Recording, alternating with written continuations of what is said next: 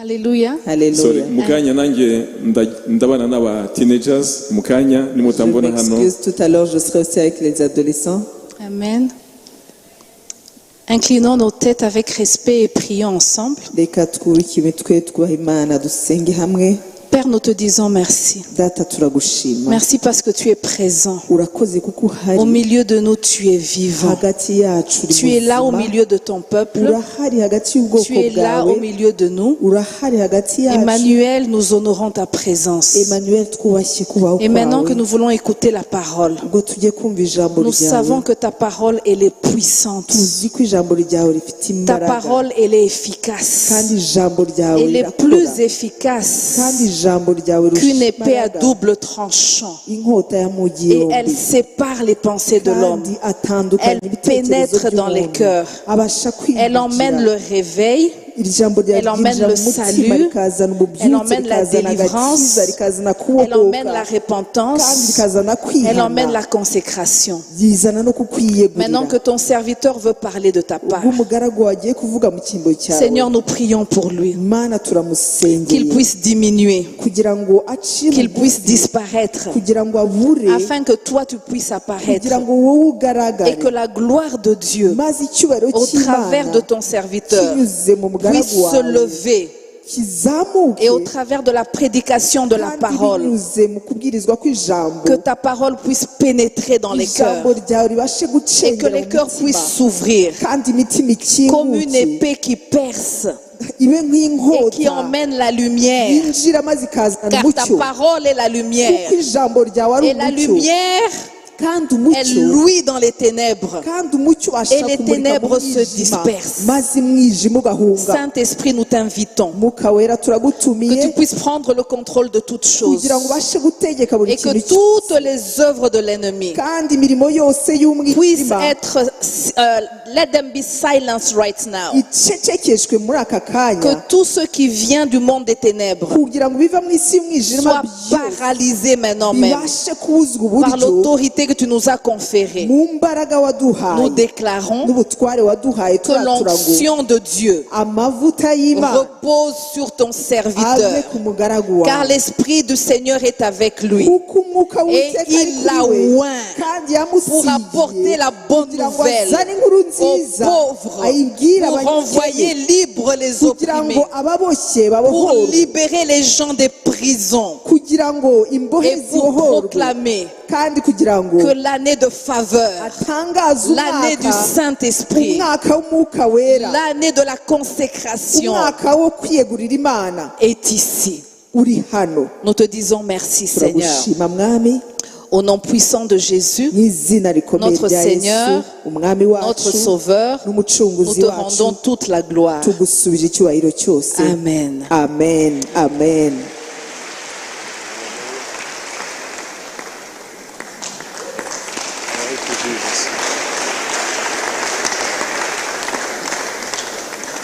Alléluia. Amen.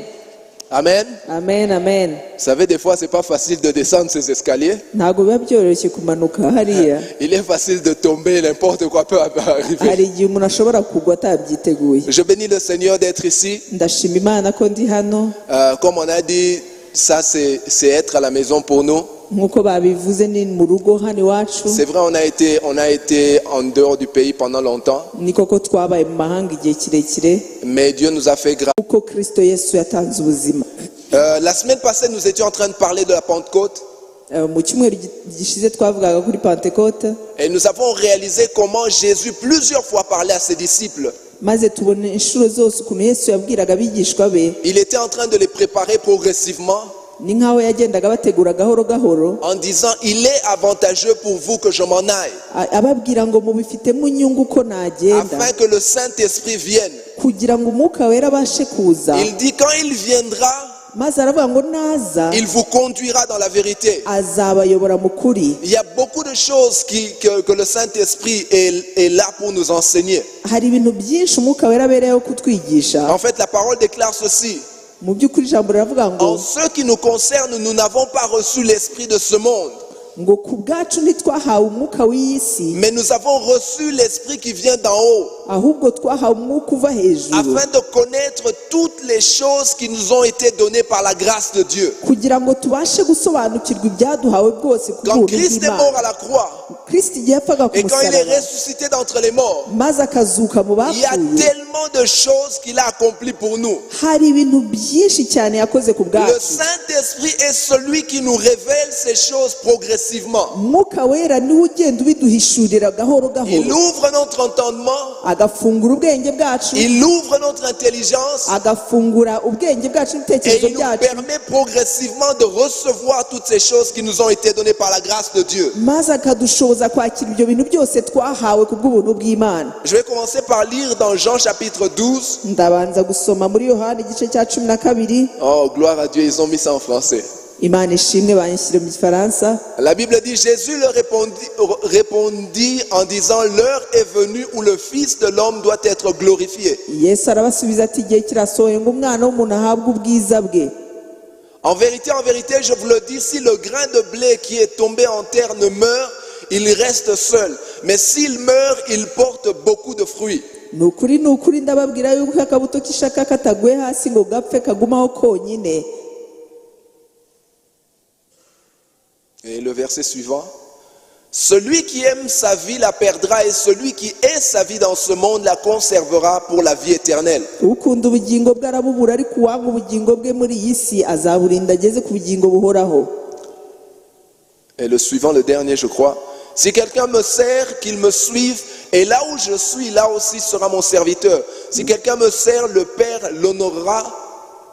Umurongo wa 26, umuntu nankorera nkurikire kuko aho ndi n'umugaragu wanjye ariho azaba. Umuntu nankorera data azamuha icyubahiro. Alléluia. Ici, dans ce verset, on parle de sacrifice. Haleluya. Muri uyu murongo baravuga igitambo. La Bible dit, si il ne meurt, Bibiliya iravuga ngo nadapfa, il ne peut pas porter de fruits. ngo akabuto nikadapfa ntikabasha kwera Et je imbuto crois que nyinshi. cet enseignement, nous avons reçu cela pendant longtemps. Nibaza ko ibi twabyigishijwe igihe kirekire. C'est au travers de la mort que la vie apparaît. Binyuze mu rupfu nibwo tubasha kwakira ubugingo. Nous ne parlons pas nécessairement de la mort physique, Ntabwo tuvuga gupfa gusa k'umubiri, mais nous parlons de la mort qui est une consécration. ahubwo turavuga gupfa kubwo kwiyegurira Imana. En fait, l'apôtre Paul dit ceci dans Romains chapitre 12. Pawulo aravuga mu Baroma 12, Il dit, je vous exhorte, bien-aimés. ngo ndabinginga bene data. D'autre part, il dit, je vous en supplie, Ahandi aravuga ngo ndabinginga par les kubw'imbabazi compassions z'Imana, de Dieu, kubw'imbabazi z'Imana, à offrir vos corps comme un sacrifice ngo vivant, mutambe imibiri yanyu nk'ibitambo bizima, saint, agréable à Dieu, byera kandi bishimwa ce n'Imana, qui est de votre part un culte raisonnable. ngo kuko ariko kwikorera kwanyu gukwiriye. Il continue en disant, ne vous conformez pas au siècle présent, Arakomeza akavuga ngo kandi ntimwishanye n'ab'iki gihe, mais soyez transformés par le renouvellement de l'intelligence, ngo ahubwo muhinduke rwose mugize imitima mishya, afin de discerner quelle est la volonté de Dieu, ngo kugira ngo mumenye neza icyo Imana ishaka, ce qui est bon, ari byo agréable et byiza parfait. bishimwa kandi bitunganye rwose. Vous voyez, l'apôtre Paul nous dit ceci, nous devons nous offrir Mu by'ukuri Pawulo aratubwira ngo tugomba kwitamba comme des sacrifices vivants, nk'ibitambo bizima, vivants mais étant des sacrifices. ibitambo kandi biri bizima. Nous sommes vivants mais nous acceptons de mourir. Turi bazima ariko tukemera gupfa, Mourir en nous-mêmes, gupfa ku bwacu, mourir en notre volonté, gupfa ku bushake mourir bwacu, en nos désirs, gupfa ku bushake bwacu parce que nous n'ibyifuzo voulons que le byacu, Seigneur puisse agir au travers de nous. kuko dushaka ko Imana yakora bitunyuzemo. Dans Jean chapitre 7, Muri Yohana igice cya 7, on a mentionné cela un peu avant. twabivuzeho mbere, Jésus s'est tenu, la Bible dit, s'est tenu le jour de la fête, le grand jour. ngo Yesu arahagarara kuri wa munsi mukuru, Et il a dit ceci, il dit que celui qui croit en moi, ngo unyizera des fleuves d'eau vive vont couler de son sein. imigezi y'amazi y'ubugingo izamutembamo. Et la Bible dit, il parlait du Saint-Esprit. Bibiliya iravuga ngo yavugaga kubw'umwuka wera. Et dans Ézéchiel chapitre 47, Maze Ezekiyeli 47, Ézéchiel a eu une vision. Ezekiyeli yagize iyerekwa, Et il a vu le nouveau temple. abona urusengero rushya, Mais dans le nouveau temple, il a observé quelque chose de particulier. ariko abonamo ikintu kidasanzwe. Du temple, il y avait de l'eau qui sortait. muri ya nzu y'Imana hari harimo amazi yasohokaga. Et la Bible dit quand il a continué à observer, Noneho birebwa ngo akomeza kureba, il a vu que cette eau qui continuait à couler ngo abona ya mazi yatembaga était devenue une rivière. yahindutse umugezi. La quantité d'eau a augmenté Amazi ariyongera jusqu'à couvrir toute la surface. ageraho yuzura ahantu hose Au ahinduka point où il ne nk'inyanja, pouvait pas marcher, il devait nager. ku buryo atabashaga kugenda yagombaga koga. Mais il a remarqué aussi une particularité avec cette rivière. Ariko arongera abona umwihariko na ya nyanja, Partout où la rivière allait, aho ya nyanja yaganaga hose elle apportait la vie. yazanaga ubuzima, Elle apportait la vie. yazanaga ubuzima. L'apôtre Paul maintenant dit ceci dans 1 Corinthiens chapitre 6. Pawulo aravuga mu Bikorino ba mbere Il igice dit, cya gatandatu, ne savez-vous pas que vous êtes le temple du Saint-Esprit? aravuga ngo se ntimuzi yuko imibiri yanyu ari ingoro Que y'umwuka wera, l'Esprit de Dieu habite en vous. ngo kuko umwuka w'Imana aba muri mwe. La Bible dit le jour de la Pentecôte.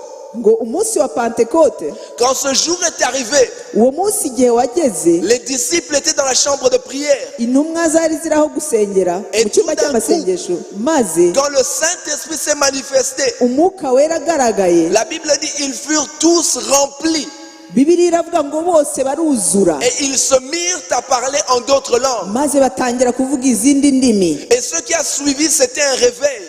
kandi icyakurikiyeho bwari Et ububyutse. ils ont commencé à parler le Christ avec assurance. Batangira kuvuga ku bya Kristo bashize amanga. Les mêmes qui ont renié Jésus, Ba bandi bahakanaga Yesu, les mêmes qui ont fui quand Jésus était attrapé, bamwe bahunze igihe bafataga Yesu, c'est les mêmes qui se sont tenus debout, qui ont parlé le Christ avec puissance et avec assurance. abo nibo bahagaze bavuga Kristo mu mbaraga ndetse no mu bushizi bw'amanga, À cause du Saint-Esprit qui s'était manifesté dans leur vie. kubwo kugaragara k'umwuka wera mu buzima bwabo. Ça, c'est la réalité de notre chrétienté. Uko niko kuri k'ubuzima bwacu bwa gikristo. C'est vrai que nous devons nous offrir. Niko ko tugomba kwitamba, C'est vrai que nous devons nous consacrer. niko ko tugomba kwiyegurira Mais Imana. le but de la consécration, Ariko inyungu zo kwiyegurira Imana, c'est de permettre au Saint-Esprit de se manifester au-dedans de nous. ikigamijwe mu kwiyegurira Imana ni kugira ngo twemerere umwuka wera agaragare binyuze muri twe. Jean-Baptiste a déclaré ceci. Yohana umubatiza yaravuze ngo Il a dit, il faut que je diminue ngo ingomba kugabanuka afin que l'huile puisse apparaître. kugira ngo we abashe kugaragara. De la même manière pour nous, Niko natwe nous devons diminuer dans la chair tugomba kumanuka mu mibiri yacu, afin de permettre au Saint-Esprit de pouvoir se manifester en nous. tugacishwa bugufi mu mibiri yacu kugira ngo umwuka wera agaragare mu mbaraga. Parce que les apôtres ont essayé de faire les choses avec leur propre force. Kuko intumwa hari ibyo bagerageje gukora n'imbaraga zabo. Vous vous rappelez qu'on a essayé d'arrêter Jésus. Muribuka bahagaritse bafashe Yesu, L'apôtre Pierre était zélé. Petero yari afite Il avait ishyaka, du zèle. yari afite Il ishyaka, a pris une épée. afata inkota, Il a voulu défendre Jésus. ashaka kurwanirira Il Yesu, a coupé l'oreille du soldat. akata ugutwi kwa wa musirikare. Mais Jésus lui a dit non, on n'agit pas de cette manière. Yesu aramubwira ngo sigaho si uko babigenza. Jésus savait qu'il y allait avoir un moment. Yesu yari azi ko hari igihe kizagera Ils allaient comprendre comment nous sommes appelés à fonctionner.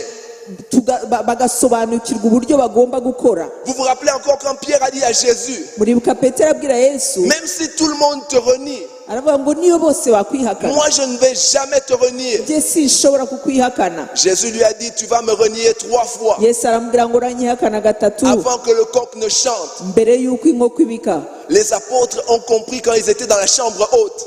Za ntumwa ziri muri cya cyumba cyo hejuru barasobanukiwe, Ils ont commencé à comprendre Zacharie chapitre 4 verset 6 batangira gusobanukirwa ibyanditse muri Zakariya igice cya 4 umurongo wa qui dit gatandatu, ceci, havuga ngo ce n'est ni par la force, ngo si kubw'amaboko ni par la si puissance, n'ukubw'imbaraga, mais c'est par mon esprit, dit ahubwo ni l'Éternel. kubw'umwuka wanjye, ni Uwiteka Nyiringabo avuga. Ils ont commencé à comprendre Batangiye gusobanukirwa que ce n'est pas par la force humaine, ko tari kubw'imbaraga za ce n'est muntu, pas par l'intelligence, ntabwo ari kubw'ubwenge bwa mais muntu, c'est par l'Esprit de Dieu. ahubwo ni kubw'umwuka w'Imana. C'est vrai qu'il y a des choses que nous sommes appelés à faire physiquement. Ni koko hari ibintu dushobora gukora n'imbaraga z'amaboko. Nous allons à l'école, Tujya ku ishuri, nous étudions, turiga, nous planifions, dupanga gahunda, mais nous savons qu'au-dessus de toutes ces choses, ariko tuzi ko hejuru y'ibyo byose c'est l'Esprit de Dieu qui nous conduit. umwuka w'Imana niwe utuyobora. J'ai donné l'exemple vendredi. Natanze urugero kwa gatanu. Beaucoup de gens ne réalisent pas cet aspect. abantu benshi ntibabyumva. David était un roi. Dawidi yari umwami, Il était un guerrier. yari umurwanyi. La Bible dit qu'il avait des soldats qui pouvaient à une personne tuer 300 personnes. Bibiliya iravuga ngo yari afite abasirikare bashoboraga umuntu umwe wenyine akica abantu 300. Il y a même une fois qui a tué 800 personnes en une fois. Hari n'umwe wigeze kwica abantu 800 wenyine. Vous vous demandez comment ces gens pouvaient faire une telle chose. Mukibaza ngo se abo bantu babashaga gukora ibyo bintu gute? Mais voici le secret de David. Ariko dore ibanga rya Dawidi. David savait s'attendre à l'Esprit de Dieu. Dawidi yari azi gutegereza umwuka w'Imana. La Bible dit ceci, des fois il attendait Bibiliya iravuga ngo hari igihe yategerezaga et il consultait l'Éternel. maze akabaza Et Uwiteka, le Seigneur lui disait, ne va pas, n'avance pas. maze Imana ikamubwira ngo wigenda. Il disait, attends, Aravuga ngo tegereza, quand tu auras le signal, ninkubwira alors tu pourras avancer. icyo gihe nibwo uzagenda. Je crois que les soldats de David avaient appris à écouter. Nibaza ko ingabo za Dawidi nazo zari zarize kumva. Peut-être que la première fois, Wenda inshuro ya mbere ils se demandaient qu'est-ce qu'on attend, bibazaga icyo bategereje, qu'est-ce que nous attendons. bakibaza icyo bategereje, Les autres demandent aux autres, qu'est-ce que nous attendons, bakajya babazanya hagati yabo, se qu'est-ce dutegereje que iki? nous attendons. Dutegereje iki? Nous attendons le roi. Dutegereje umwami. Qu'est-ce que le roi attend? Ese umwami ategereje iki? Le roi attend d'entendre de Dieu. Umwami ategereje kumva ibiva ku Mana. Et quand David entendait de Dieu, Kandi Dawidi yumvise ibiva ku Mana, alors il disait à son armée, allons. yahitaga abwira ingabo ze ngo tugende. Parce que quand ils allaient dans la présence de Dieu, Kuko iyo bagendaga mu kubaho kw'Imana, ils allaient dans le surnaturel. bakoreraga mu bintu bidasanzwe. Un d'entre eux pouvait chasser 1000. Umwe muri bo yashoboraga Deux gukubita d'entre eux pouvaient igihumbi, chasser 10 000. babiri bakica inzovu. Parce que ce n'est ni par la force, Kuko atari kubw'amaboko, ni par la puissance, nta nubwo ari mais c'est kubw'imbaraga, par l'Esprit de ahubwo l'Éternel. kubw'umwuka w'Uwiteka. Alléluia. Haleluya.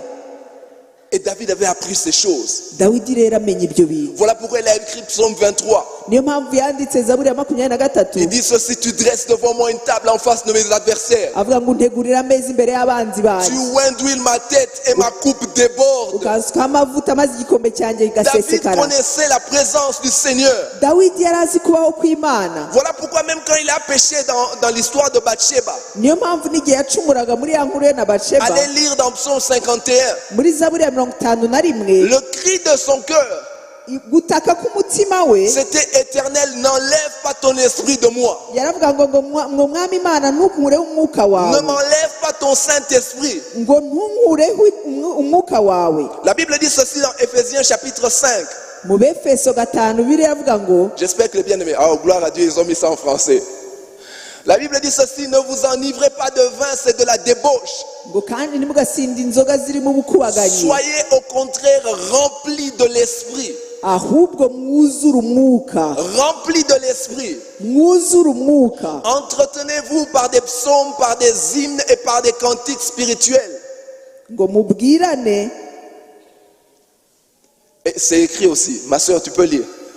mubwirane zaburi n'indirimbo n'ibihimbano by'umwuka, Chantant et célébrant de tout votre cœur les louanges du Seigneur. muririmba mucurangira umwami wacu mu mitima yanyu. La Bible dit ne soyez pas ivres de vin, Bibiliya iravuga ngo ntimugasinde c'est de la ibisindisha, débauche, kuko ari ubukubaganyi, mais soyez remplis du Saint-Esprit. ahubwo mwuzure umwuka wera. Bien aimé, c'est comme ça que nous fonctionnons. Bene data nuko dukora, Nous sommes appelés à fonctionner étant remplis de l'Esprit. duhamagariwe kubaho twuzuye umwuka Car wera, la Bible dit que nous ne luttons pas contre la chair et le sang, kuko Bibiliya iravuga ngo ntiduhangana n'inyama mais n'amaraso, contre les principautés, les dominations, les princes de ce monde de ténèbres, ahubwo n'imbaraga z'umwijima z'ahantu. les esprits méchants dans les lieux célestes.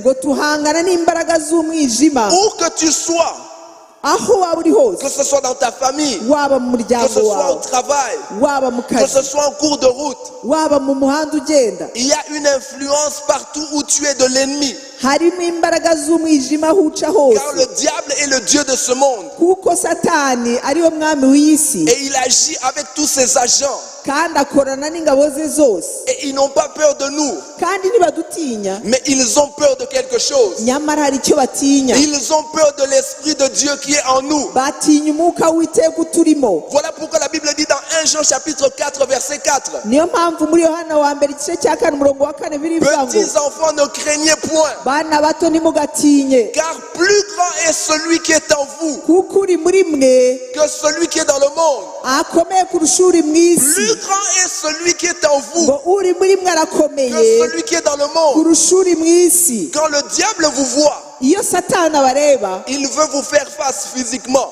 arashaka kubahangara mu mbaraga, Mais notre combat n'est pas dans la chair. ariko kurwana kwacu ntabwo Notre biri mu combat n'est mubiri, pas dans la chair. ntabwo turwanira mu Notre mubiri, combat est en esprit. ahubwo intambara yacu ibera mu mwuka. Voilà pourquoi nous connectons avec celui qui est en nous. niyo mpamvu duhuzwa n'uturimo. Et Ésaïe 59, 19 dit ceci. Yesaya 59:19 aravuga ngo Quand l'ennemi viendra contre nous, ngo iyo umwanzi ahagurutse comme un fleuve, l'esprit de l'Éternel le mettra en fuite. umwuka w'Uwiteka azamuhagurukira. L'esprit de l'Éternel se lève de nous. umwuka w'Uwiteka arahaguruka muri twe, Mais pour qu'il puisse agir, ariko kugira ngo abashe gukora nous devons être connectés. tugomba guhuzwa nawe, Nous devons être remplis. tugomba kuzura. Voilà pourquoi nous disons la Pentecôte, ce n'est pas une expérience. niyo mpamvu tuvuga ko Pentecote atari uburyo twiyumva, Ce n'est pas une expérience pour un jour. ntabwo ari ibintu tubamo umunsi La umwe, Pentecôte est censée être un style de vie. ahubwo ni uburyo bwo kubaho, Parce que nous devons être continuellement remplis. kuko tugomba guhora iteka twuzuzwa. Combien d'entre nous ont un cellulaire ici? Ese ni bande bafite telefone hano Laissez-moi igendanwa? voir. Et je crois que c'est tout le monde. Nibaza ko ari buri wese. N'est-ce pas? Levez votre main, que je vois tout le monde qui a un cellulaire. muzamure ikiganza bafite telefone igendanwa. Ok. Je suppose que nous faisons tous la même chose. Nibaza ko twese dukora bimwe. Qu'est-ce que vous faites quand vous rentrez à la maison le soir? Ese iyo mutashye nimugoroba mubigenza gute? Je crois que la chose que vous faites, c'est généralement vous chargez le cellulaire. Ni ukuvuga ngo muyicomeka ku muriro, Vous connectez le cellulaire. mufata telefone ukayicomeka ku muriro nimugoroba, Pourquoi? Parce que le cellulaire doit être chargé kuko telefone yawe ikwiriye kujyamo umuriro afin de pouvoir fonctionner. kugira ngo ibashe gukora. Parce que quand le cellulaire fonctionne, kuko igihe telefone ikora tu peux recevoir les informations. ushobora kwakira amakuru. Quelqu'un peut t'appeler. Hari umuntu yaguhamagara, Quelqu'un peut te transférer de l'argent par Momo. hari umuntu waguhereza mobile money, Quelqu'un peut te parler d'une opportunité. hari umuntu waguha amakuru y'akazi. Jésus a dit ceci à ses disciples. Yesu yabwiye intumwa ze Il gutya, dit, j'ai encore beaucoup de choses à vous dire. aravuga ngo ndacyafite byinshi byo kubabwira, Mais quand le consolateur sera venu, ngo ariko umwuka w'Uwiteka naza, l'esprit de vérité, umwuka w'ukuri, il vous annoncera toutes choses. azababwira byose. Voilà pourquoi nous devons être tout le temps chargés.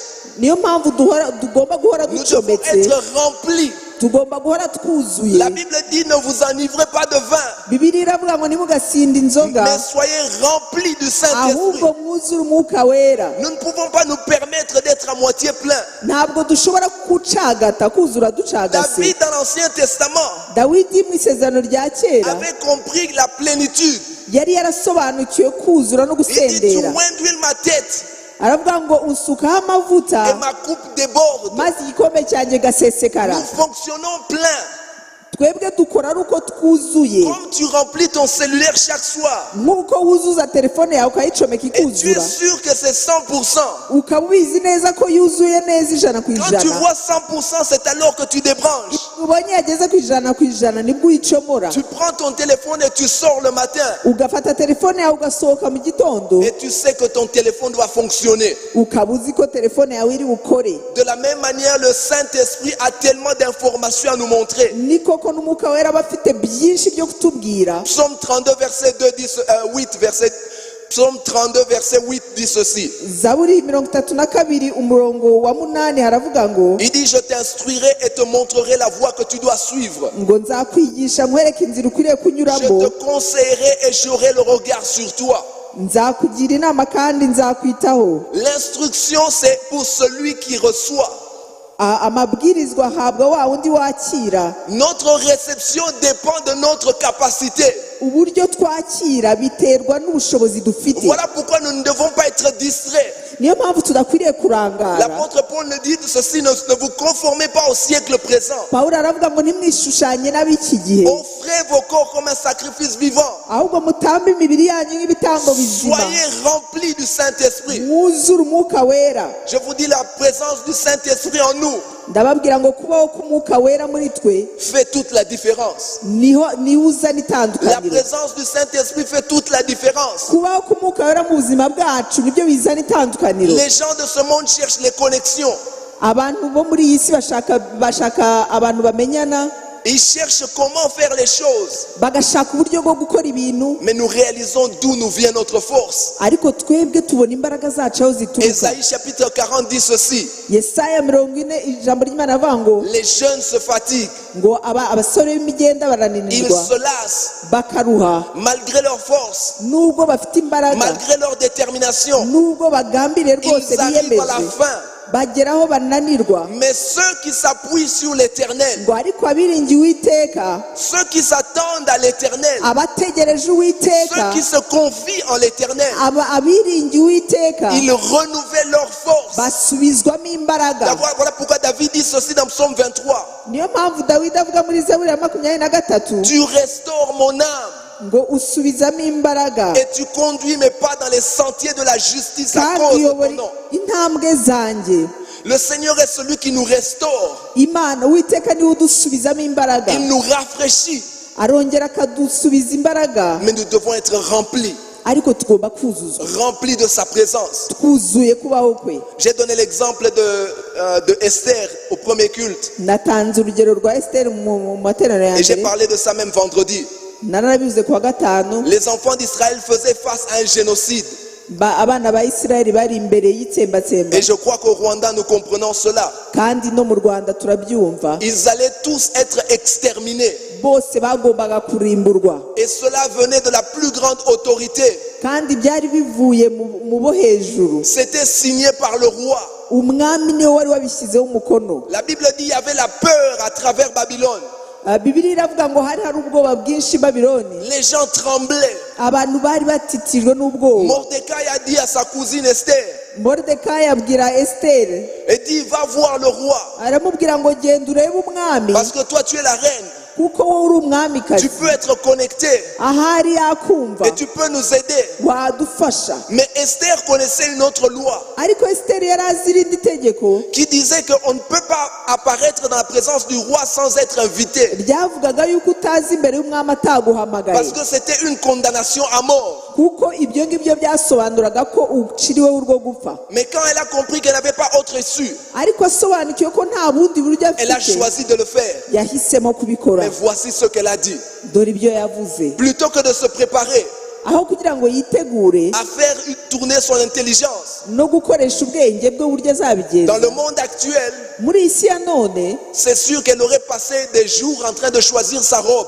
wenda ari gufata iminsi myinshi ari guhitamo umwambaro Elle aurait bwambare, passé des jours en train de faire ses cheveux. wenda ari kujya muri salo akaba ari gukora imisatsi, Elle aurait passé des jours en train de voir quelle technique, quel calcul faire. wenda ari kumara iminsi ari gushaka uburyo n'ubundi bwo kubikora. Mais elle a compris ceci. ariko yasobanukiwe Ce ko n'est ni par la force, ko atari ce kubw'imbaraga, n'est ni par la ko atari no puissance, kubw'amaboko, mais c'est par l'Esprit ahubwo de ari Dieu. kubw'umwuka w'Imana. La Bible dit, elle a parlé à son entourage. Bibiliya iravuga ngo abwira Il abamwegereye, dit, prenons 3 jours aravuga ngo dufate iminsi itatu de jeûne et de prière. yo kwiyiriza ubusa no Nous gusenga, allons nous tenir dans la présence de Dieu. tuzahagarara mu kubaho kw'Imana, Je vais m'attendre dans la présence de Dieu.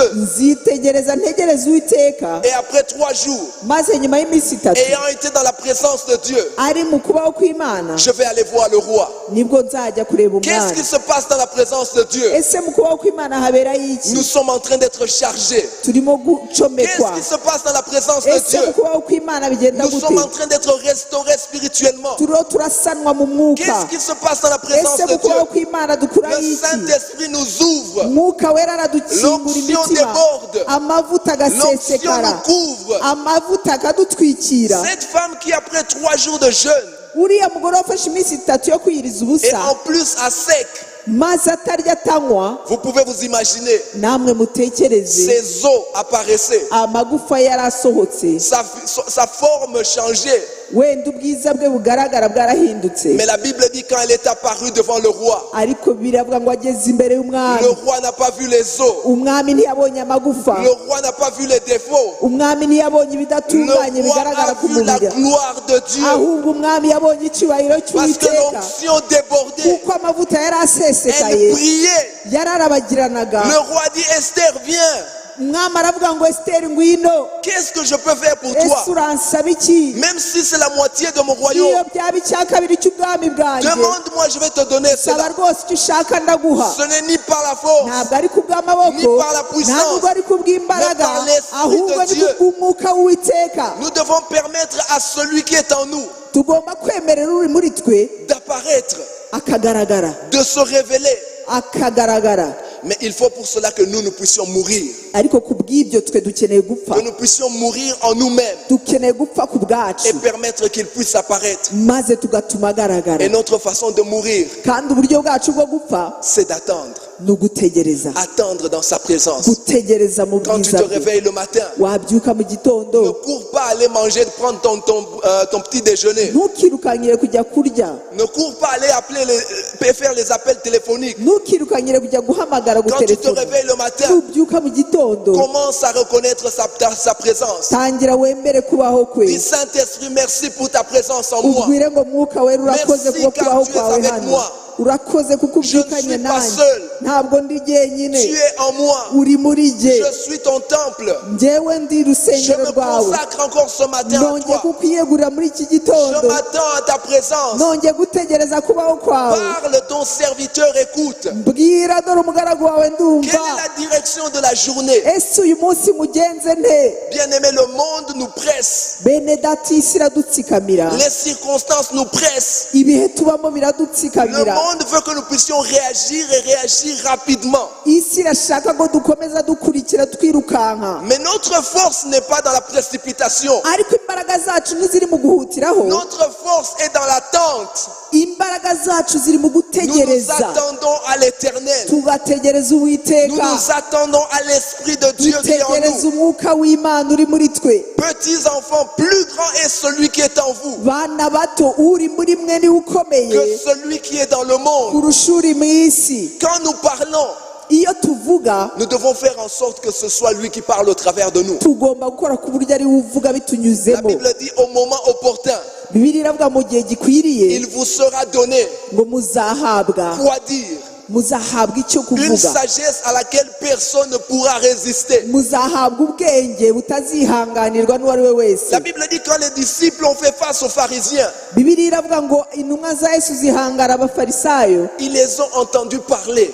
barabumvise bavuga Ils se sont regardés entre eux. bararebana hagati yabo Il dit comment ces gens peuvent parler de cette façon. baravuga ngo ese aba bantu babasha bate kuvuga gutya Ce sont des gens qui n'ont pas étudié. ni abantu batize Ce sont des gens qui ne sont pas éduqués. ni abantu batarezwe cyane C'est parce que l'Esprit de Dieu était en train d'agir dans leur vie. nuko ahubwo umwuka w'iteka arimo arakora mu buzima bwabo Bien aimé, c'est ce que nous cherchons. bene data nibyo C'est ce duharanira que nous voulons. nibyo dushaka Le Saint-Esprit a beaucoup pour chacun d'entre nous. mwuka wera afitiye byinshi umwe muri twebwe Où que tu sois, aho waba uri hose quel que soit où tu as été appelé, aho wahamagawe aho ariho hose l'Esprit de Dieu umwuka w'iteka a la solution. agufitiye À la igisubizo réponse. agufitiye inyishyu Mais la manière dont il nous parle, kandi uburyo atubwira juste comme quand tu connectes ton cellulaire nk'uko iyo ucometse telefone et yawe tu ne le déconnectes pas directement, ntuhite uyicomora ako après kanya une minute, nyuma y'umunota umwe même pas après une heure, nta nubwo ari na nyuma y'isaha tu imwe laisses le téléphone charger. urareka telefone yawe ikuzura Elle continue à se faire charger. ugakomeza ukayireka Il ikuzura continue à se charger. Et jusqu'à ce que le téléphone soit plein. kugeza ubwo yuzura neza De la même manière, nous restons dans la présence de ni Dieu. nako dukwiriye kuguma mu kubaho Quand kw'imana tu sens que tu commences à te vider, iyo utangiye kumva utangiye gucagata c'est pas le temps pour toi de chercher des distractions. ntabwo ari cyo gihe cyawe cyo gushaka C'est ibikurangaza pas le temps pour toi d'allumer la télévision. ntabwo ari cyo gihe cyo gucana televiziyo C'est pas le temps pour toi de lire les journaux. ntabwo ari cyo gihe cyo gusoma C'est ibinyamakuru le temps pour toi d'aller dans ta chambre. nicyo gihe ahubwo cyo kujya mu cyumba Et dis, cyawe Saint-Esprit, je suis là, ukavuga je ngo suis mwuka là, wera je suis là, ndahari je suis là. ndahari ndahari Remplis-moi, remplis-moi, nyuzuza remplis-moi, nyuzuza remplis-moi. nyuzuza nyuzuza Jésus a dit ceci à la femme samaritaine. Yesu yabwiye wa musamariyakazi Si tu savais qui te parle, aramubwira ngo iyaba wari uzi tu allais umuntu lui demander de l'eau. iyaba wari uzi ugusaba amazi Et wari l'eau qu'il allait kuyamusaba te donner kandi amazi yari kuguha va devenir en toi des sources d'eau vive. yari guhinduka imigezi idudubiza muri wowe. Nous allons dans la présence de Dieu pour boire. Tujya mu kubaho kw'Imana kugira ngo Quand tunywe nous reconnaissons sa présence, iyo twemereye kubaho quand kwe nous reconnaissons qu'il est là, iyo twemeye tukamenya ko ahari nous appelons sa présence duhamagara kubaho kwe à se manifester. tugahamagara kubaho kwe kugaragara. Vous pouvez commencer lentement. Ushobora gutangira gahoro Vous gahoro, pouvez commencer avec la fatigue. ushobora gutangira unaniwe, Vous pouvez commencer avec l'épuisement. ushobora gutangira warushye, Mais quand vous reconnaissez sa présence ariko iyo wemeye et kubaho vous kwe continuez à presser dans sa présence, ugakomeza gukomeza mu kubaho kwe, il arrive un temps maintenant où il prend la relève. hagera igihe akagufasha. Quand il prend la relève, igihe agutwaje c'est alors que vous pouvez courir. nicyo gihe mushobora C'est alors que kwirukankana, vous pouvez avancer. nicyo gihe mushobora C'est kugendana, alors que vous pouvez signer le contrat. nicyo gihe mushobora gusinya C'est alors que vous amasezerano, pouvez dire oui ou non. nicyo gihe mushobora kuvuga ngo yego Parce cyangwa que hoya, c'est conduit par l'Esprit de Dieu que kuko vous êtes. uzaba uyobowe n'umwuka w'Imana. Car la Bible dit tous ceux qui sont fils de Dieu sont conduits par l'Esprit de Dieu. Kuko ijambo ry'Imana rivuga ngo abayoborwa n'umwuka wera nibo bana b'Imana. La Bible nous parle d'une histoire de l'apôtre Pierre. Bibiliya itubwira amakuru y'intumwa Petero Dans le livre des Actes, mu byakozwe n'intumwa. la Bible dit un jour, je crois que c'est Actes chapitre 9, Ndibaza ko ari mu byakozwe n'intumwa igice cya 9.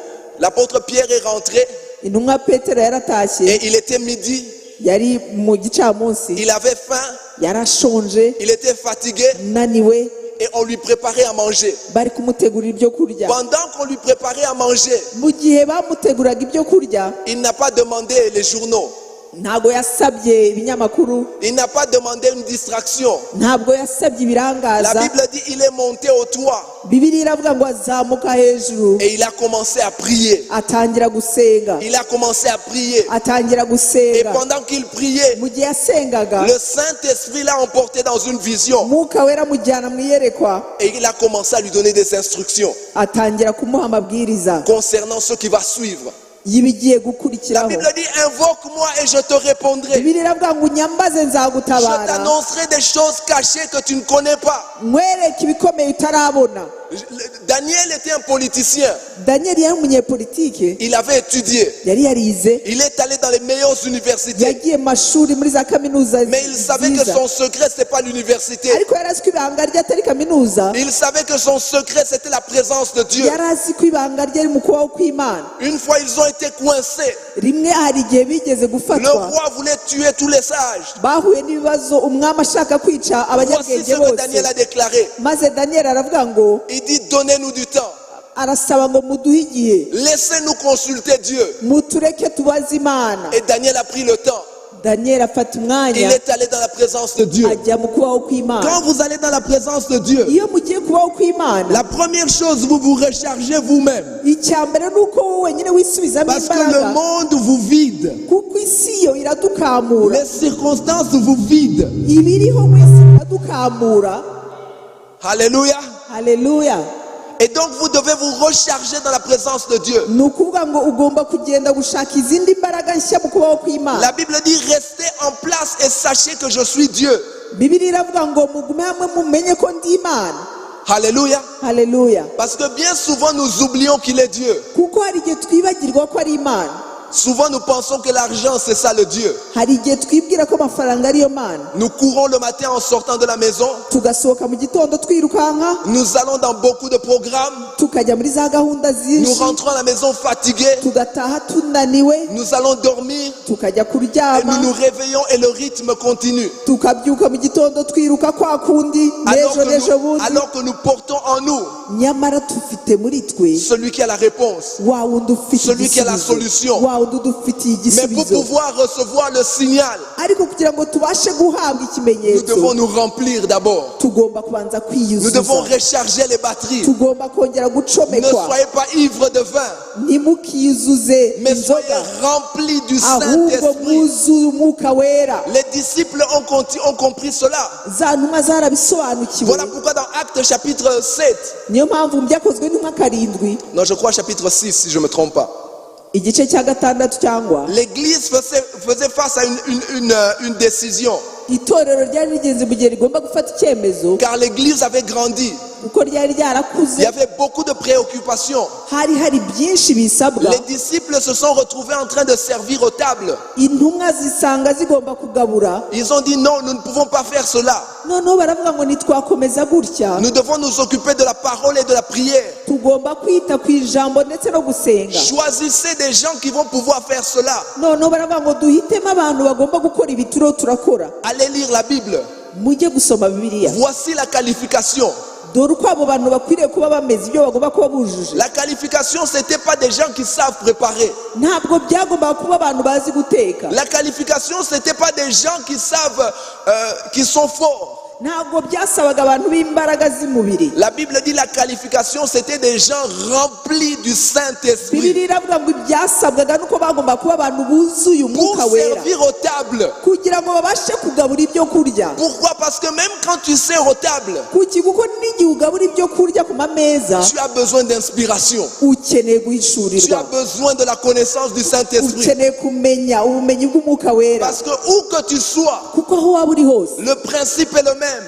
ihame ni rimwe. Ce n'est ni par la force, Ntabwo ari ni kubw'amaboko, par la puissance, ntabwo ari mais c'est kubw'imbaraga, par l'Esprit ni de Dieu. kubw'umwuka w'Uwiteka. Et donc tu dois être rempli. Ni ukuvuga ngo ugomba Tu kuzura, dois être rempli de l'Esprit de Dieu. ugomba kuzura umwuka Je w'Uwiteka. vais terminer avec cette histoire. Ngiye kurangiriza kuri aya makuru. Nous allons lire dans Actes chapitre 16. Merci bien-aimés, ils sont en train de suivre. Tugiye gusoma mu byakozwe n'intumwa 16. Ça c'est l'histoire de l'apôtre Paul et de Silas. Ni amakuru ya Pawulo na Sila Ils se sont retrouvés en prison. bisanze mu nzu y'imbohe. Mais j'aimerais que vous puissiez voir le contexte. Ariko ndashaka ngo mumenye uko ibihe byari byifashe, Parce que certains peuvent dire, pasteur, tu ne connais pas ma vie, je suis busy, plus que busy. kuko hari abakwibwira ngo hari pastor ntabwo uzi ubuzima bwanjye, ntabwo uzi ukuntu mpora ndi busy, J'ai pas le temps de prier. ntabwo nagira umwanya wo gusenga. Je sors seulement, je dis merci Saint-Esprit, bonjour Saint-Esprit, au revoir Saint-Esprit. Iyo ngize Imana ndavuga ngo waramutse mwuka wera ugira umunsi mwiza Non. wiriwe. Tu, Oya, tu fais ça pour ton téléphone. urabikora muri telefone Tu as yawe, besoin de ça personnellement. nawe urabikeneye Et tu n'as pas le choix. kandi nta mahitamo yandi La Bible ufite. dit ceci, la foule se souleva aussi contre les disciples, contre Paul et Silas. Ngo abari bateraniye barabahagurukira icyarimwe, Et les prêteurs, ayant fait arracher leurs vêtements, ordonnèrent qu'on les bâtît de verges. abacamanza babatanyaguriza imyenda bategeka ko bakubita inkoni. Verset 23, après qu'on les eut chargés de coups, Ngo bamaze kubakubita inkoni ils les jetèrent en prison nyinshi babashyira mu nzu en y'imbohe, recommandant aux geôliers de les garder sûrement. bategeka umurinzi kubarinda cyane. Verset 24, le geôlier ayant reçu cet ordre les jeta dans la prison intérieure et leur mit les ceps aux pieds. Nawe ategetse atyo abajugunya mu nzu yo hagati akomeza amaguru yabo mu mbago. J'aimerais essayer de vous donner un peu, nous allons continuer après, j'aimerais un peu de vous donner le contexte. Ndashaka kubabwira neza uko byari byifashe. Vous savez, ces gens quand ils tapaient, c'était pas comme on tape aujourd'hui. Muzi aba bantu igihe bakubitaga ntabwo ari ku buryo bakubita uyu munsi. C'était des soldats romains Bari abasirikare b'abaroma qui avaient la force. bafite imbaraga. Et la Bible dit ils utilisaient des bâtons. Bibiliya iravuga ngo bakoreshaga ibibando. Donc ils les ont battus. Ni ukuvuga ngo barabakubise, Probablement même qu'ils avaient peut-être des côtes qui étaient un peu cassées. wenda bari bafite imbavu zavunitse, Ils étaient fracassés. zavunitsemo. Non seulement ça, on les a jetés en prison. Ntabwo byagarukiye ahubwo babajugunye no mu nzu Et pas y'imbohe. seulement en prison normale, mais on les a jetés dans la prison intérieure. Ahubwo babajugunye mu nzu yo hagati. Ce qui veut dire qu'ils n'avaient pas accès aux fenêtres. Bivuze ngo bari ahantu badafite n'amadirishya, Donc ils étaient dans le noir. bari mu mwijima, Et on leur a mis des chaînes aux pieds. maze barabazirika. Tout ce qu'ils entendaient, c'était les rats. Ibyo bumvaga zari imbeba gusa zihita. Mais ils étaient tellement épuisés, tellement fatigués que je pense que même si le rat te mord en ce moment-là, tu ne fais même pas attention. Nibaza ko bari bananiwe ku buryo n'igihe imbeba yari nko kubarya batari kugira icyo babikoraho. Ils auront pu s'asseoir et commencer à dire, ah Paul, je pense que tu as manqué d'écouter Dieu. Bari gushobora kwicara bagatangira kubwirana ngo ariko Pawulo nibaza ko utumvise neza Imana. Ou Paul pouvait commencer à dire, non, tu sais, on est ici pour Jésus, hein. On va juste mourir pour Jésus. wenda Pawulo yari kuvuga ngo turi hano ku bwa Yesu, reka twume hamwe dupfe nyine ku bwa Yesu. Il pouvait commencer à parler des lamentations. Ahari bari gushobora gutangira kwitotomba, Mais voici par contre ce qu'ils ont commencé à faire. ariko reba ibyo batangiye La Bible gukora. dit vers le milieu de la nuit, Bibiliya iravuga ngo ariko mu gicuku Paul et Silas priaient et chantaient les louanges de Dieu. Pawulo na Sila barasenga baririmbira Imana, Et les prisonniers les entendaient. izindi mbohe zirabumva. Ils ont commencé à prier. Batangira gusenga, Ils ont commencé à prier batangira gusenga parce qu'ils ont réalisé. kuko basanze C'est vrai que tout ne semble pas aller autour de nous. ni koko nta kigenda ku Mais bidukikije, il y a un qui est en nous. ariko hari umuri muri twe Il est plus grand. arakomeye, Il est plus grand. arakomeye, Il est plus grand que les circonstances arakomeye autour de nous. kurusha ibihe turimo. Peut-être que nous ne sentons pas l'envie de prier. Aha ntabwo twumva dushaka Nous gusenga, n'avons pas la force de prier. ntabwo dufite imbaraga zisenga, Mais il est vivant. ariko ni Il muzima, est vivant. ariko ni muzima. Merci Saint-Esprit car tu es là. Oh, Mwuka Wera urakoze kuko Tu uri es là, muzima. tu es là, tu es Urahari, là, tu es urahari, là, tu es là, urahari, tu es là, urahari, tu es là. urahari, urahari. Alléluia. Haleluya. Et ils ont commencé à bénir le Seigneur. Batangira gushima Imana. La Bible dit ceci dans Jude chapitre 1 verset 20. Il n'y a qu'un seul chapitre. Muri Yuda igice cya mbere ni igice kimwe cyonyine, La Bible dit ceci: en ce qui vous concerne, bien-aimés, aravuga ngo ku bwanyu bene data édifiez-vous sur votre très sainte foi muhagarare ku kwizera kwanyu, en priant mushikame par le Saint-Esprit. musenga En kubw'umwuka priant wera, par le Saint-Esprit. musenga kubw'umwuka wera. Ils ont commencé à prier. Je crois qu'ils ont commencé à prier en langue.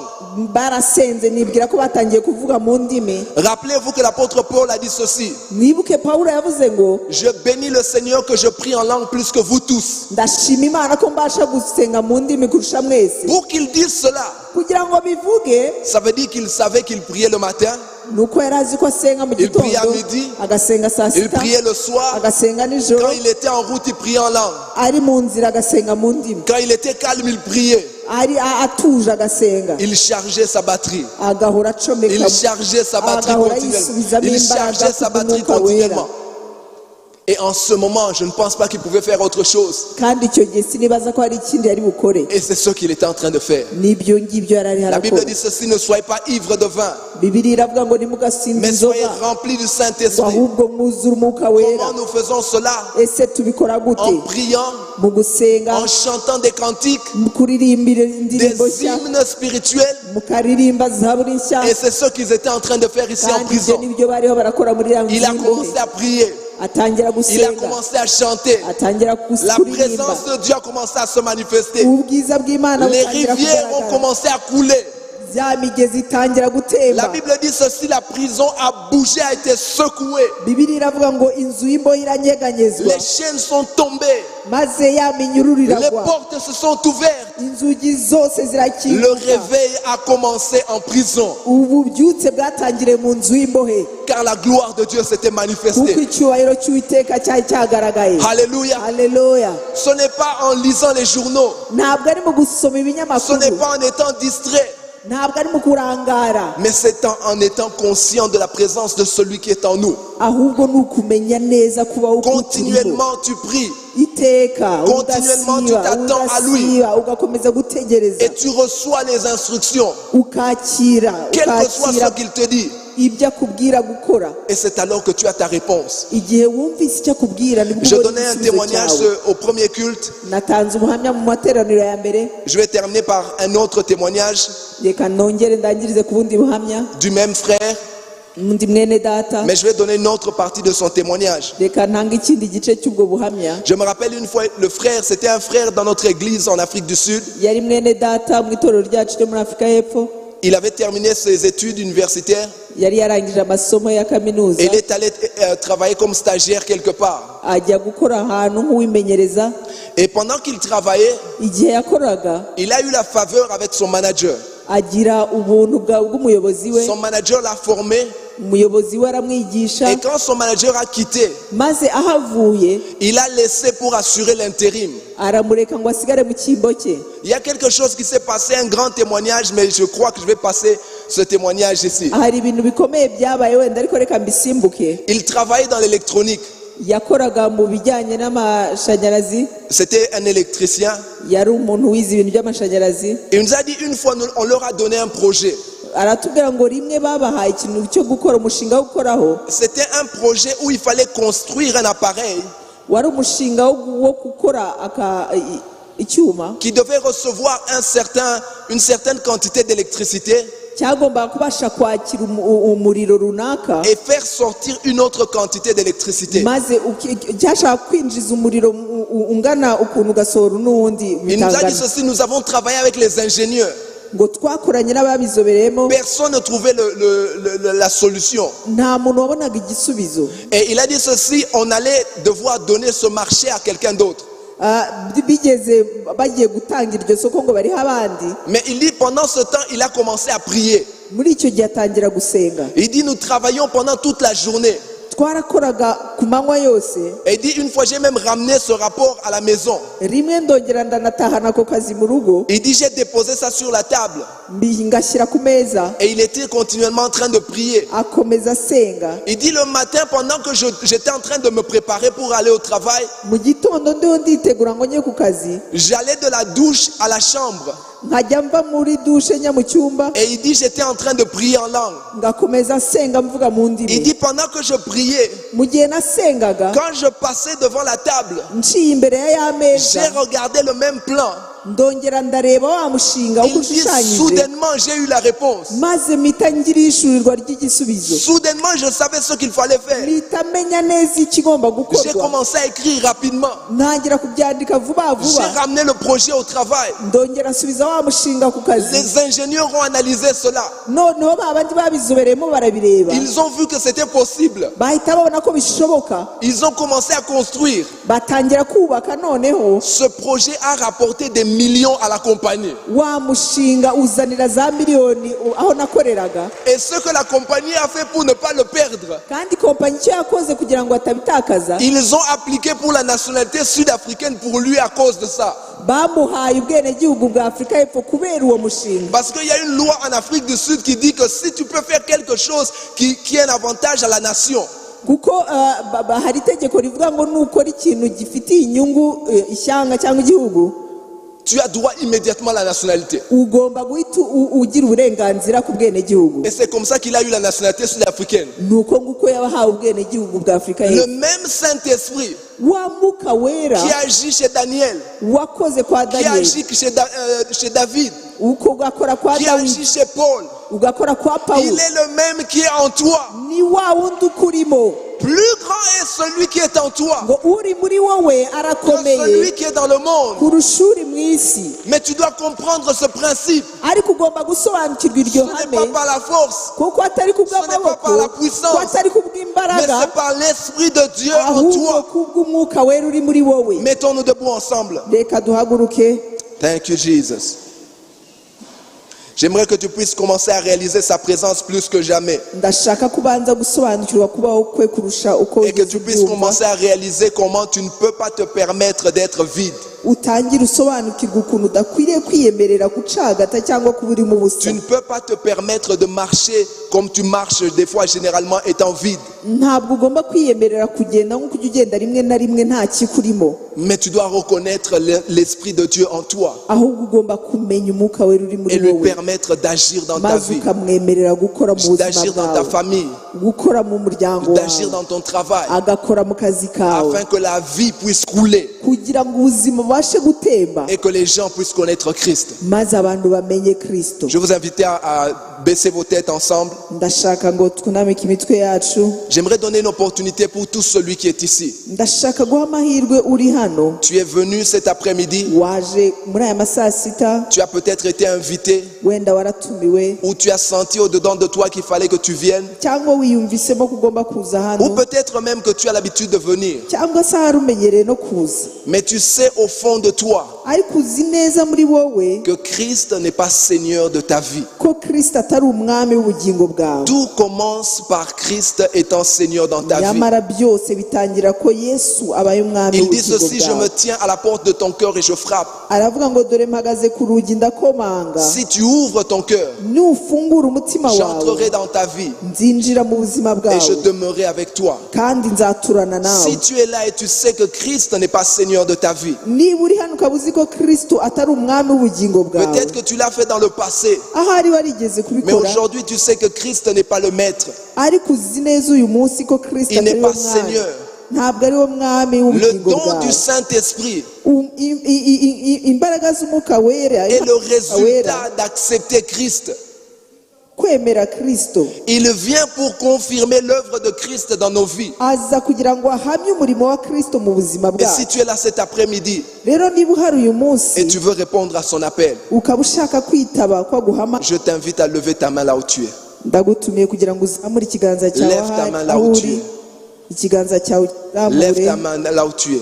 zamura ikiganza cyawe aho uri. Que Dieu te bénisse, mon frère. Imana iguhe umugisha Que mwene Dieu te bénisse, data. mon frère, derrière. Imana iguhe umugisha mwene Que data. Dieu vous bénisse, vous qui êtes derrière. Imana iguhe umugisha wowe wemeye. Je vais vous demander de faire un pas de plus, ndashaka kubasanga ngo mutere intambwe de pouvoir venir devant. Je sais que c'est pas facile, mais muze venez hano devant. imbere. Ndabizi ko bitoroshye kuza hano imbere, Le Seigneur vous connaît. ariko Uwiteka arabazi. Ne regardez pas aux hommes, Nturebe umuntu, regardez à lui. ahubwo urebe Je vais vous Uwiteka bari demander de vous ureba. avancer, tous ceux qui ont levé vos mains. Niba wazamuye ikiganza cyawe ndagusaba ngo utere intambwe wegere Venez imbere, devant, approchez-vous, approchez-vous. Nous allons mwegere hano applaudir par- imbere, egera hano imbere, Que Dieu utere vous bénisse, intambwe. que Dieu vous bénisse. Imana iguhe Approchez-vous, umugisha, approchez-vous. Imana iguhe umugisha, wegera hano. Imana Je vais iguhe inviter umugisha, aussi utere celui qui a intambwe.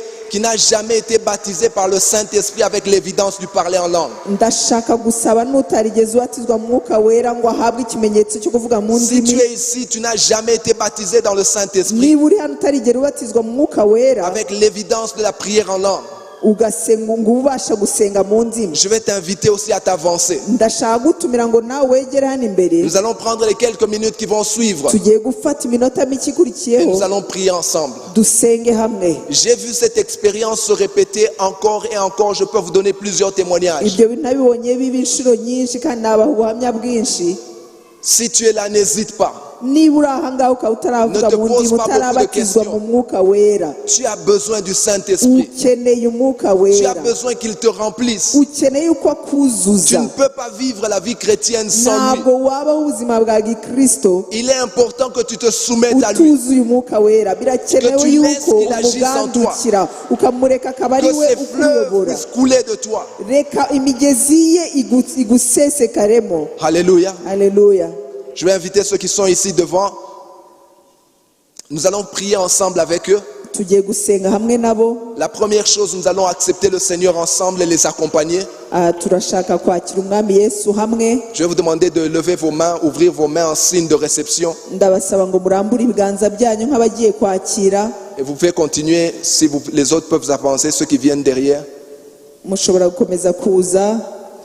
Et nous allons tous répéter ensemble. Ne soyons pas distraits, le Saint-Esprit tugiye est ici. gusubiramo hamwe ntimurangare. Je sais qu'il turabafasha fait chaud. gusubiramo, ndabizi ko hashyushye. Mais rappelez-vous de l'histoire des apôtres. Ariko mwibuke amakuru y'intumwa. Ne soyons pas conduits par la fatigue. Reka twe kuyoborwa Ne soyons pas n'umunaniro. conduits par les distractions. Reka twe kuyoborwa n'uburangare. Réalisons qu'il est là, il est là, ahubwo il est tubone là, ko il est ahari, là, il est là. arahari, arahari. Et je vais vous demander, vous qui priez en langue, commencez déjà à prier en langue. mwebwe mu mwabatijwe mu mwuka wera musenga mu ndimi, allons mutangire prier musenge avec mu ces bien-aimés ndimi. ici Tugiye devant. gusengana n'abo bene data. Nous allons commencer par ceux qui vont accepter le Seigneur. Tugiye gutangira n'abakira Yesu. Je vais vous demander de répéter après moi en Kinyarwanda. Ndasaba ko musubiramo. Dites Seigneur Jésus, Mvuge ngo mwami Yesu, je te remercie ndagushima parce que tu es mort pour moi à la croix. kuko wampfiriye ku musaraba. Tu es mort pour mes péchés. Wapfiriye ibyaha byanjye. Aujourd'hui, je t'ouvre mon cœur. Uyu munsi ngukinguriye umutima. Je t'invite dans ma vie. Ndagutumiye mu buzima bwanjye. Viens en moi. Ngwino, Prends le contrôle de ma vie. ngwino ufate ubutware y'ubuzima bwanjye. Sois mon Seigneur Umbere umwami, et sois mon sauveur. umbere umukiza. Remplis-moi de ton esprit. Nyuzuza umwuka wawe. Saint-Esprit, conduis ma vie. mwuka wera uyobora ubuzima Je bwanjye reconnais que c'est toi qui m'as été donné nemeye ko ari wowe nahawe afin de diriger ma vie. kugira ngo uyobore ubuzima bwanjye. Merci de me sauver, Seigneur Jésus. urakoze kunkiza mwami Et yesu merci de me remplir de ton esprit. kandi urakoze kunyuzuza umwuka wawe. Nous allons prier maintenant tous ensemble. reka noneho dusenge twese hamwe. Je vais demander à ceux qui sont ici devant, ndashaka gusaba abari hano qui imbere n'ont jamais été baptisés dans le Saint-Esprit avec l'évidence du parler en langue. batarigera batizwa mu mwuka wera ngo batangire kuvuga indimi nshya. Permettez-moi de vous donner un exemple rapide. ndashaka kubaha urugero rwihuse. Et même ceux qui viennent à peine d'accepter le Seigneur Jésus, namwe mukimara gukizwa no kwakira yesu aka kanya la promesse est pour vous.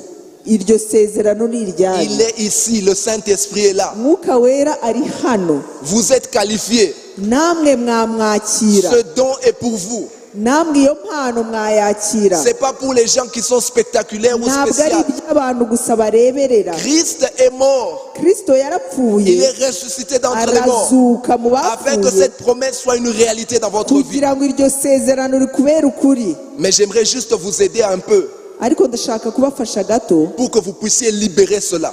kugira ngo mubirekure.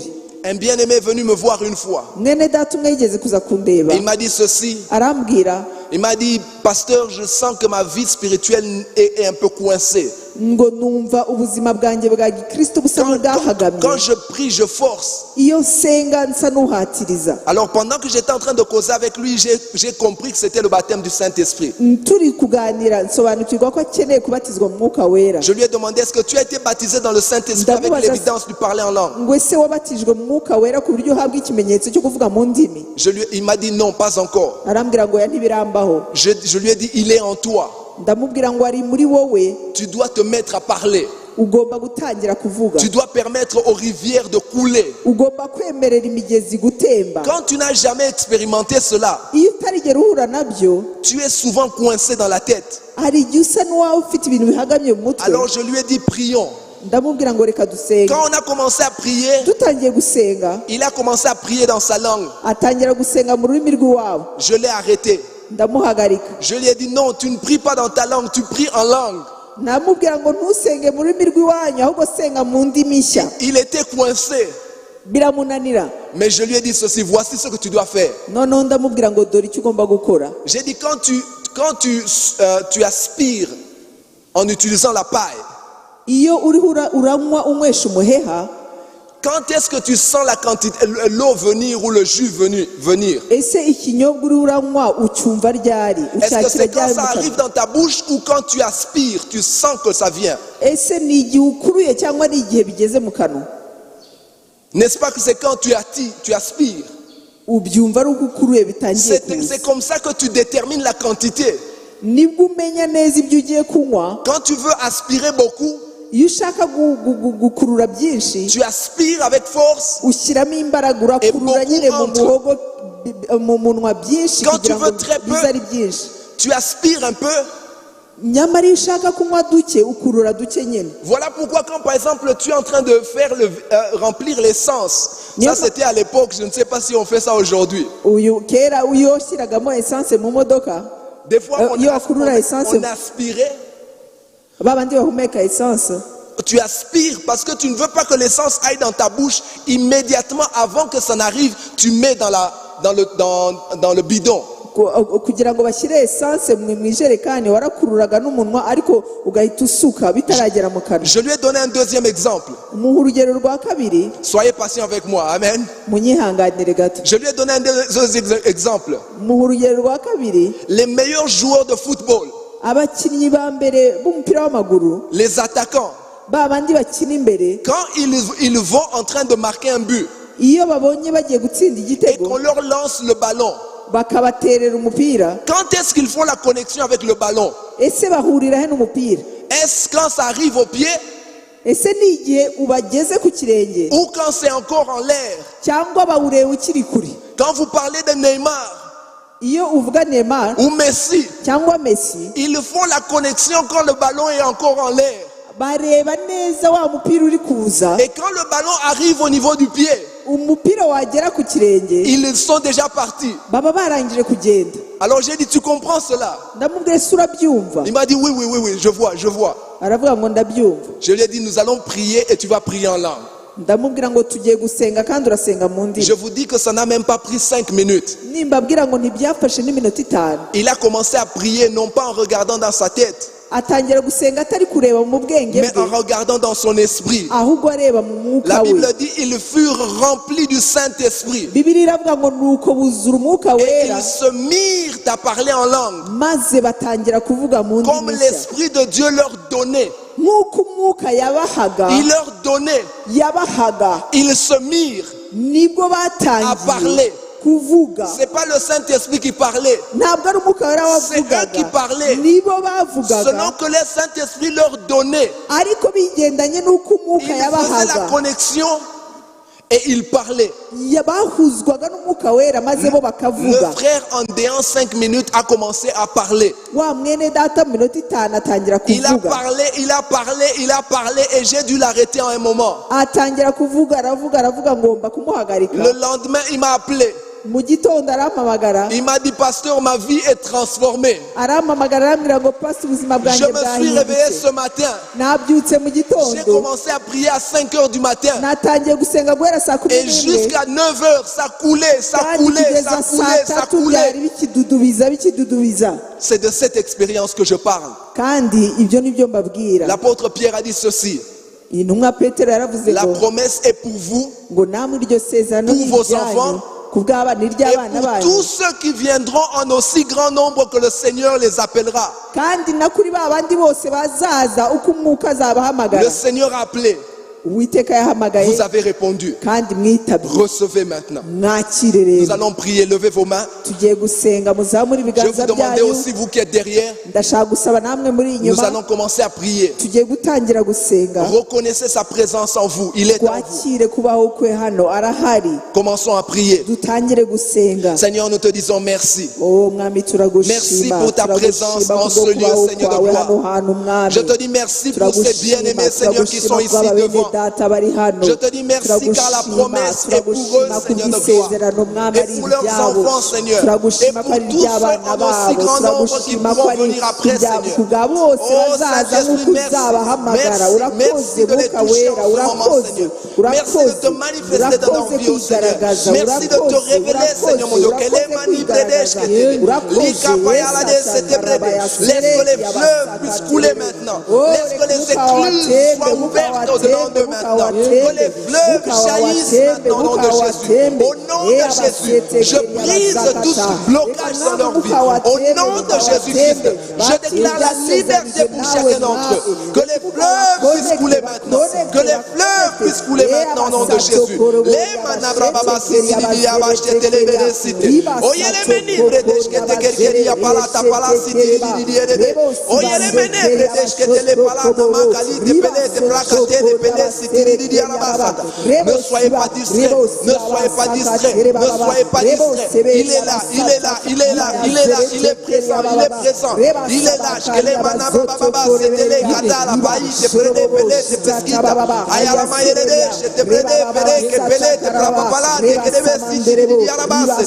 Oh, thank you, Lord, thank you, Lord, thank you, Lord, thank you, Lord. Merci pour ta présence dans ce lieu, Seigneur. Merci car tu es là, merci car tu agis, merci car tu agis, merci car tu agis, merci car tu touches que les manas malades de bredesh, que les ketina malades de bredesh, oyerebe se de bredesh, que te kelita palana malana babakalite, oyerebe se de bredesh, que lelelelelele arabasata, alima lelele se de bredesh, que tele, oyerebe se de bredesh, que lelele arabasata, oyerebe se de bredesh, que lelele arabasata, ayama yerebe se de bredesh, que lelele se de, que le mané bredesh, que lika palana de bredesh, que lelele arabasata. Oh, thank you, Jesus. Thank you, Jesus. Thank you, Jesus. Thank you, Jesus. Thank you, Jesus. Thank you, Jesus. Let me pray and close. Je vais prier, clôturer en prière. Je vais vous demander à vous qui êtes derrière. Le Seigneur a parlé cet après-midi. Vous avez entendu sa voix. J'aimerais qu'en ce moment que vous puissiez lever vos mains ndashaka ko muzamura ibiganza Et byanyu qu'au-dedans de vous, que vous puissiez prendre cette détermination maze muri mwebwe mwiyemeze mo imbere de commencer une nouvelle marche avec le Saint-Esprit. gutangira urugendo rushya n'umwuka Vous ne wera pouvez pas vous permettre d'être à moitié plein ou à vide. ntabwo mwakwiyemerera kuba mu busa cyangwa La Bible dit gucagata soyez continuellement remplis, Bibiliya remplis, iravuga ngo remplis de l'Esprit. mukomeze iteka mwuzure. Seigneur, je te dis merci pour ton peuple, Seigneur. Mwami ndagushimira ku bwoko bwawe Comme il est écrit, tu as envoyé ta parole et tu les guéris. nk'uko ijambo ryawe rivuga ngo nukohereza umwuka wawe maze Et tu dis umwuka wawe aussi que ta arabakiza. parole ne rentre à toi qu'après avoir accompli ce pourquoi tu l'as envoyé. ijambo ryawe rivuga ngo ntabwo ijambo ryawe ryakugarukaho ritabashe gusohoza Tu icyo as envoyé ta wagambiriye. parole cet après-midi à ton wohereje peuple. ijambo ryawe muri gitondo ubwoko Car tu bwawe veux qu'ils soient remplis de ta kuko présence. urashaka ko buzura kubaho kwawe Qu'ils marchent conduits par ton esprit. ko bagenda buzuye umwuka wawe Qu'ils soient continuellement consacrés à toi. kugira ngo bahore iteka bakwiyegurira Afin que tu les utilises pour ta gloire. maze ubakoreshe Et que kubw'icyubahiro ta cyawe vie puisse couler au travers d'eux. kugira ngo ubuzima bwawe butembe bibanyuzemo. Voici que ton peuple va partir. mwami ubwoko bwawe bugiye kuva hano hantu Ils vont rentrer dans leur famille. bagiye gutaha mu ngo Ils zabo vont rentrer dans leur vie de tous les jours. bagiye gusubira mu buzima bwa Au buri travail, munsi Seigneur. mu kazi Nous kabo. reconnaissons encore, comme ta parole le déclare, twebwe twemeye ko ijambo ryawe rivuga que ce ngo n'est ni par la force, ko atari ku ni bw'amaboko par la puissance. ko atari ku Mais c'est par bw'imbaraga ton esprit, ahubwo Seigneur. ku bw'umwuka wawe Laisse que, Yesu. Seigneur, que tu leur donnes un nouvel élan. mana reka ubahe kwanza nouveau départ. izindi mbaraga Que ukundi tu les gutangira remplisses à nouveau. uwuzuze bundi Et bushya que tu les conduises comme jamais auparavant. maze ubayobore nk'uko utigeze Et que ubayobora tu sois mbere glorifié au travers de leur vie. maze wiheshe icyubahiro mu buzima Par bwabo des signes, des prodiges. ushinga miracles. ibimenyetso n'ibitangaza Reçois la gloire car tu en es digne. akira icyubahiro cyose Au nom de kugikwiriye. Jésus-Christ, nous avons ainsi mu izina prié. rya Yesu Kristo niko Amen. dusenze amen Amen. amen Les bien-aimés, je amen. crois que quelqu'un va les accompagner. bene Ma data soeur va yabaza leur ko ari donner uri plus d'instructions. bubaherekeze Que Dieu vous bénisse. imana ibaha umugisha Yesu